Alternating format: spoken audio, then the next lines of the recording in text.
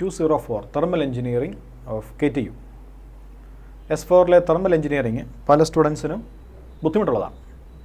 തെർമോഡൈനാമിക്സിൻ്റെ കണ്ടിന്യൂഷനാണ് thermal engineering എന്നറിയുന്നത് കൊണ്ട് തന്നെ പലർക്കും ബുദ്ധിമുട്ടാണ്.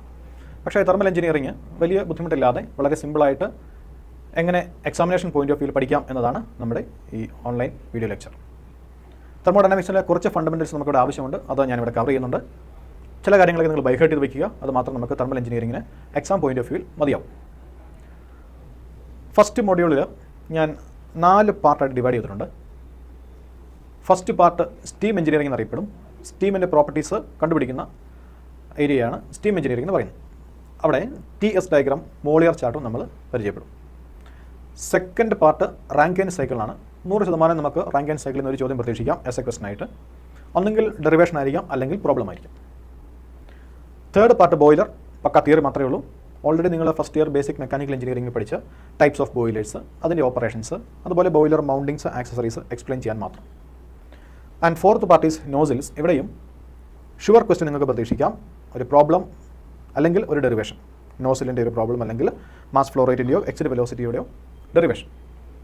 ഇവിടെ ന്യൂമറിക്കൽ പ്രോബ്ലം നമുക്ക് ഉറപ്പായിട്ടും 99% പ്രതീക്ഷിക്കുന്നത് ഈ സ്റ്റീം എഞ്ചിനീയറിംഗിൽ മോളിയർ ചാർട്ട് വെച്ചുള്ള problem, Rankine cycle, simple Rankine cycle വെച്ചുള്ള പ്രോബ്ലം, അതുപോലെ റീഹീറ്റ് റാങ്കൈൻ സൈക്കിൾ വെച്ചുള്ള problem, exit velocity, mass flow റേറ്റും നോസിലിൽ ഉപയോഗിച്ചുള്ള പ്രോബ്ലം. ഇത്രയുമാണ് നമ്മൾ പ്രോബ്ലം ഫോക്കസ് ചെയ്യുന്നത്. ഒരു 8-10 പ്രോബ്ലംസ് നമ്മൾ ഇവിടെ വർക്കൗട്ട് ചെയ്യും. മജോറിറ്റി പ്രോബ്ലംസും ഓൾറെഡി KTUവിൽ ചോദിച്ചിട്ടുള്ള, മുൻ വർഷങ്ങളിൽ ചോദിച്ചിട്ടുള്ള ക്വസ്റ്റൻസ് ആയിരിക്കും. നമുക്ക് ഫസ്റ്റ് മൊഡ്യൂളും അതുപോലെ സെക്കൻഡ് മൊഡ്യൂളും കവർ ചെയ്യണമെങ്കിൽ നമുക്ക് അത്യാവശ്യം വേണ്ട 2 കാര്യങ്ങളാണ്. ഒന്ന് സ്റ്റീം ടേബിൾ. ഞാൻ പ്രിഫർ ചെയ്യുന്നത് കോദണ്ഡരാമനാണ്. അത് മറ്റൊന്നുകൊണ്ടുമല്ല, സ്റ്റീം ടേബിളിൽ 2015 അല്ലെങ്കിൽ അതിന് ശേഷമുള്ള മൾട്ടി കളർ എഡിഷൻ കോദണ്ഡരാമൻ വാങ്ങിക്കുവാണെങ്കിൽ ഈ ലാസ്റ്റ് പാർട്ടിൽ സൂപ്പർ ഹീറ്റഡ് സ്റ്റീം ടേബിൾസ് എന്ന് കൊടുത്തിരിക്കുന്ന ഒരു പാർട്ടുണ്ട്. അവിടെ നമുക്ക് വാല്യൂസ് ഒക്കെ എടുക്കാൻ എളുപ്പമുണ്ട്. അതുകൊണ്ടാണ് ഞാൻ പ്രിഫർ ചെയ്യുന്നത്. നിർബന്ധമില്ല, നിങ്ങൾക്ക് ഇഷ്ടമുള്ളത് വാങ്ങിക്കാം. പക്ഷേ എനിക്ക് കൺവീനിയൻ്റ് ആയിട്ട് തോന്നി ഇതുകൊണ്ടാണ്, അതാണ് ഞാനിപ്പം സജസ്റ്റ് ചെയ്യുന്നത്. അതുപോലെ ഒരു മോളിയർ ചാർട്ടും ഉണ്ട്. മോളിയർ ചാർട്ട് എന്ന് പറഞ്ഞാൽ HS diagram, enthalpy entropy diagram, HS diagram. അത് ഈ സ്റ്റീം ടേബിളിൻ്റെ ഏറ്റവും ബാക്ക് സൈഡിൽ ഇവിടെ ഇങ്ങനെ പേജ് വെച്ചിട്ടുണ്ട് കുറേ ചാർട്ട്. അതിലൊന്ന് HS ചാർട്ടാണ്. പക്ഷേ അവിടെ കൊടുത്തിരിക്കുന്നത് കോദണ്ഡരാമൻ്റെ HS ചാർട്ട് വളരെ ചെറുതാണ്, ഒരു A4 ഷീറ്റിന് വലിപ്പമേ ഉള്ളൂ. അത് വെച്ച് നമുക്ക് വാല്യൂസ് എടുക്കാൻ പലപ്പോഴും ബുദ്ധിമുട്ട് വരും. അതുകൊണ്ട് കുറച്ചുകൂടെ ഏരിയാസ്, കുറച്ചുകൂടെ പ്രോപ്പർട്ടീസ് ഉൾക്കൊള്ളിച്ചുകൊണ്ടുള്ള വലിയ ഒരു മോളിയർ ചാർട്ട് അവൈലബിൾ ആയിട്ടുള്ളത് RS കുർമയുടെ ആണ്.